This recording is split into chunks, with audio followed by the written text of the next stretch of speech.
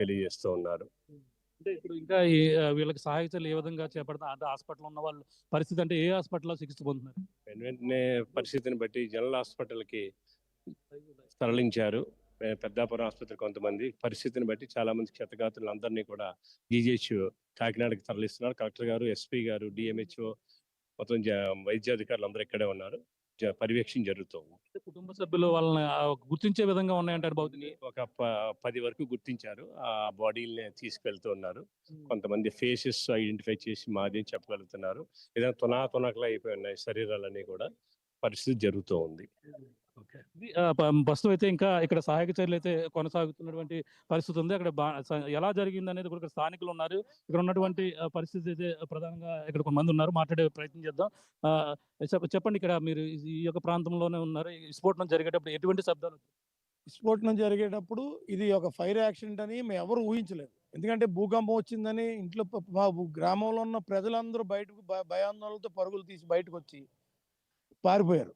ఒక 20 నిమిషాల వరకు ఏం జరిగిందో ఎవరికి ఏం తెలియదు. ఇంత భారీ విస్ఫోటనం జరిగింది. ముఖ్యంగా మనం గుర్తించవలసింది ఏంటంటే, ఇతనికి already 3 years back shop fire అయింది. 6 నుంచి 10 మంది చనిపోయారు. 3 సంవత్సరాల క్రితం. ఏం పేరండి అతని పేరు? అతని పేరు అడబాల నాని.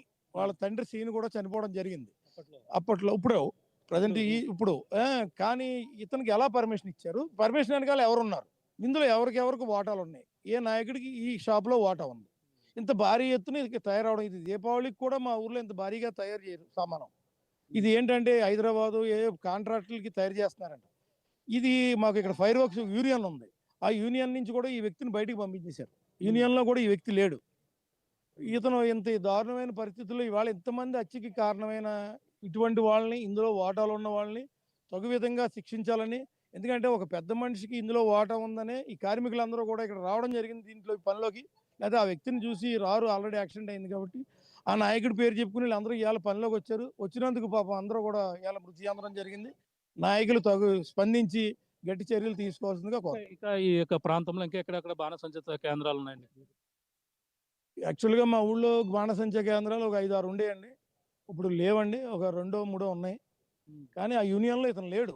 యూనియన్ నుంచి బయటకు వచ్చేసి ఇలా అసాంఘిక కార్యక్రమాలు పాల్పడుతూ పెద్ద ఎత్తున మందుగుండు తయారు చేస్తూ నిబంధనలు ఉల్లంఘించి చేస్తున్నాడు. అయితే వెనకాల ఎవరున్నారో వాళ్ళందరూ నిగ్గు తేల్చి వాళ్ళ మీద చర్యలు తీసుకోవాల్సిందిగా కోరుతున్నాం.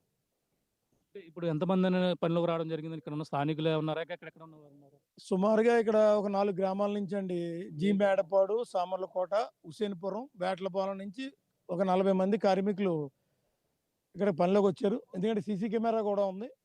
మీరు ఎంట్రన్స్ లో సీసీ కెమెరా చెక్ చేసుకుంటే ఎంతమంది పనిలోకి వచ్చారు ఏంటి అన్నది కూడా మీకు క్లియర్గా తెలుస్తుంది. సీసీ కెమెరా ఫుటేజ్ కూడా మీకు త్వరలో అందిస్తాం. సుమారుగా ఒక 40 మందికి ఇన్సిడెంట్ జరిగినాయి. ఒక 21 డెడ్ బాడీస్ ఉన్నాయి మా ఎదురుగుంటా.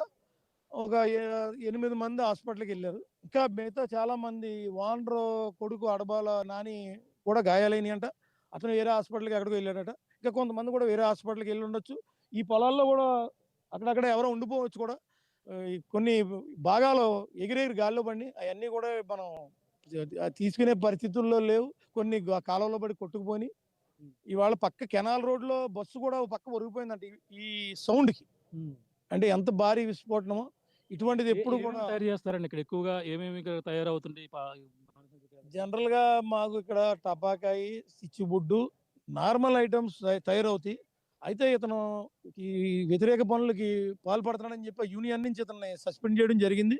అయినా సరే ఇతను మరి ఏదో అసాంఘికమైన తయారు చేస్తూ ఇంత భారీ స్ఫోటనానికి పాల్పడ్డాడని మేము భావిస్తాం. చూస్తున్నాం ఇక్కడ ఘటన జరిగిన వెంటనే చుట్టుపక్కల వాళ్ళందరూ కూడా ఏదో భయానకర భూకంపం జరిగిందా అనే విధంగా కూడా భయభ్రాంతులు అయితే మొదటగా పడినటువంటి పరిస్థితి ఉంది. ఒక్కసారిగా ఘటనపై ప్రధానంగా ఇక్కడ ఉన్నటువంటి వాళ్ళందరూ కూడా భయాందోళన గురించి చెందుతున్నారు. అలాగే కాకినాడ ఎంపీ తంగెళ్ళ ఉదయ శ్రీనివాస్ గారు కూడా ఇక్కడ చేరుకున్నారు. ఒకసారి మాట్లాడే ప్రయత్నం చేద్దాం. సార్, సహాయక చర్యలు ఎలా కొనసాగుతున్నాయి?